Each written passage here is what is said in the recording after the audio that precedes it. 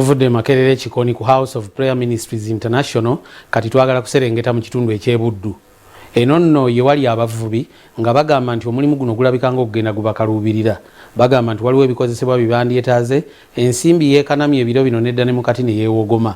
Bagamba nti olaba zaakalubanga lulinga COVID tannajja.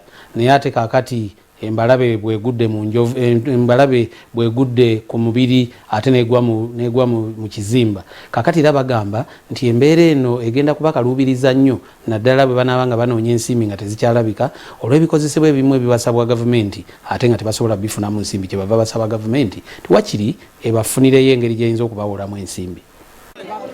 Abakulembera abavubi ku mwalo e Bukakata mu disitulikiti y'e Masaka basitukiddemu okusaba gavumenti obutabeerabira mu nteekateeka y'enkulaakulana ng'ebawola ssente. Baagala babasembereza empeereza ey'okuwolebwa ensimbi bagula ebikozesebwa mu kuvuba ng'amakanda yegasimba mu bifo we bakolera ku myalo.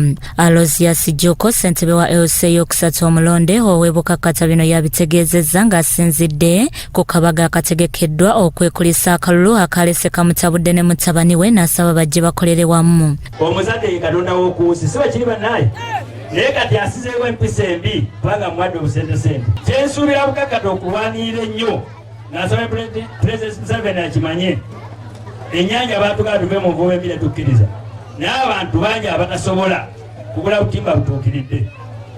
Gavumenti etuyambe eteekewo edduuka ly'obutimba ku ggombolola e Bukakata nga buli mutuuze asobola okugaa nti bamuwa obutimba 10 tumukonderako sitampa okuva kwero siba bakusiri ne bamuwa obutimba n'asobola okuba nti avuba bwansula gavumenti sentale mu magoba. Ojja kulaba nga abantu bangi abalina bino bafunye emiki. Joka anokoddeyo ekyamagye agali ku nnyanja agabasaako ebiragiro ebikakali ebibalemesa okukola ate ne bye baali bakozesa baabiwamba nga beetaaga okuzzaawo ebirala. Bannaye gino emyaka abantu gye tugenze tulina n'endwadde zituluma tetukyasobola kuvuga ate eno na mikono 25.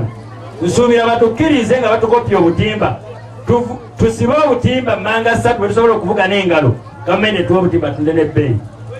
Ojja kulaba nga abantu enyali bongedde ojagala. Yeekokkodde abantu ab'olubatu abaagala okutulugunya abanako ne bababuzaako obwekyusizo. Tebagamba nti enyali mbagikyawa abantu wambeera mbi bakola ki ebatulugunya. Abaafaalwa ennyanja baagisalako ne bagifuula yaabwe ne basaba n'amagye gasobole okuba nti gatulugunya abantu. Ne bakyawa gavumenti naye kati amagye gakomyewo bagagande gagendako anda wansi w'abakulembeze nga babeebuuzaako nga nama abantu babanyonnyola. Tebagenda kuddamu kuwa mintu muggo ekyo tukyebaza. Abalala abeetabye ku mukolo guno okuli bakkansala beebazizza abantu okubateekamu obwesige nga kati baagala gavumenti okulowooza ku muntu asookerwako. Genda kumala omwezi mulamba buli muluka nga wamwete 5 abeekaziru basse 3 kuliko eyali Chadi. Gavumenti bwe yatuweeza ffe teyazibba wali ze bajeyo ze basaze. Tugenda kuyimirirawo ku nsonga y'e Bukakata gati kyali atulugunya abantu. Ngenda kuweereza abantu Katonda yalimanya kyalimpa.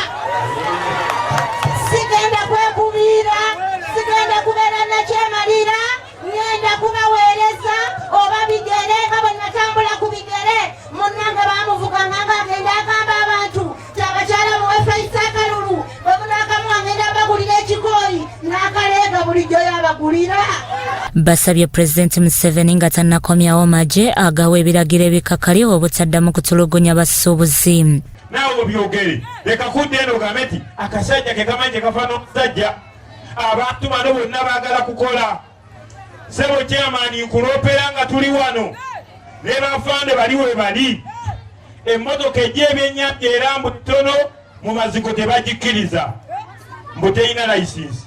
Ate ebijja ekalangala oba ewaali Chadi Kachanga nga yo ntono ebitwala. Ye Joanita Nalule eyawangulwa ku kifo ky'omubaka omukyala atwala disitulikiti y'e Masaka asabye abalondeddwa baleme kutunula butunuzi. Ate era ajja baweereza n'omutima gumu n'okukola ki wano weefukamidde wakamwe mu nzaala mwe munfudde kyendi mwe mwampeerera mwe munkuzizza. Chairman Jjuko nkwagaliza obuweereza obulungi nga bw'obadde nabo. Ekikwagaza abantu lwabuweereza bw'obadde okola kusaba oleme kukyusaamu. Bikusakiddwa mu Kisa Ronald, Grassroots TV, Omunnyo.